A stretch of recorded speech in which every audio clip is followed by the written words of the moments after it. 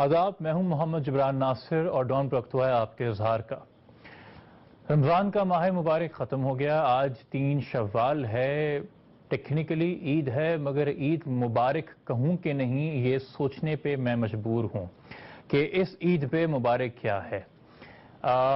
इंसान जिंदा जाने, बच्चे, औरतें जिंदा जल गईं, लोग देखते रहे।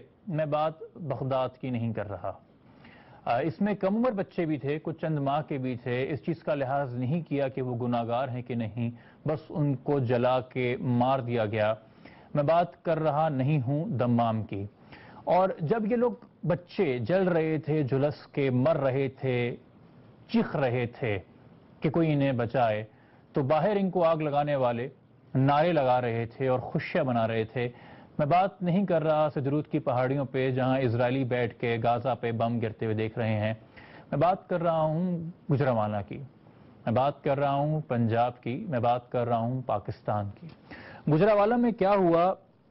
29 रमजान की शब को 2 ग्रुपों में तसादुम था। क्या ये बात सच है? हाँ बिल्कुल। मगर क्या ये मुकम्मल सच है? शायद इस बात का जवाब हम जानना भी नहीं चाहते। तो जो सच हमारे सामने है, जिस पे हम इत्तेफाक कर सकते हैं कि ये 2 ग्रुपों का तसादुम था, उसी के साथ गुफ्तगू को आगे बढ़ाते हैं, उस पर इत्तफादा करते हैं। 29 शब को जब ये वाक़या पेश आया तो ताक रात थी, और ताक रातों के बारे में रमज़ान में कहते हैं कि इन्हीं ताक रातों के अंदर मेरे पाक परवरदिगार अल्लाह ताला ने लैलतुल कद्र छुपा के रखी है। और अपनी ही किताब नुस्खा कीमिया है, ज़ाब्ता हयात है, कुरान मजीद में अल्लाह ताला ने लैलतुल कद्र के बारे में कुछ यूँ फरमाया कि सलामुन हिया हत्ता मतलअल फजर, के फजर तक ये रात सलामत रहेगी, अमन रहेगा।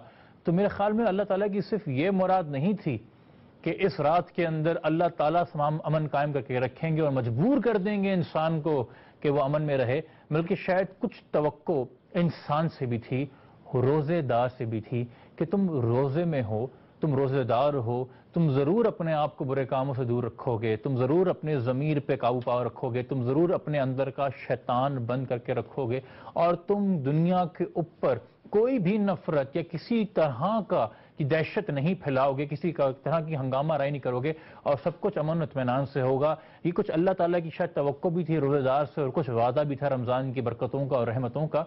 मगर इस ताक रात के अंदर जब 2 ग्रुपों में तसादुम हुआ, एक फेसबुक की ऑनलाइन पोस्ट को लेके, और सैकड़ों की तादाद के अंदर लोग घरों पे पहुंचे, और वो एक मखसूस अकीदे से ताल्लुक़ रखने वाले लोगों का घर था जिसको आग लगाई गई। और घर में जो जल के लोग मरे, उसमें बुशरा हैं 54 साल की, उसमें हिरा हैं 7 साल की, उसमें कायनात हैं 8 महीने की, और उसमें मुबशरा हैं जो कि हामला माँ थी, वो खुद तो हलाक नहीं, मगर उनका मिसकैरेज हो गया, उनकी जो कोख में बच्चा था वो गिर गया।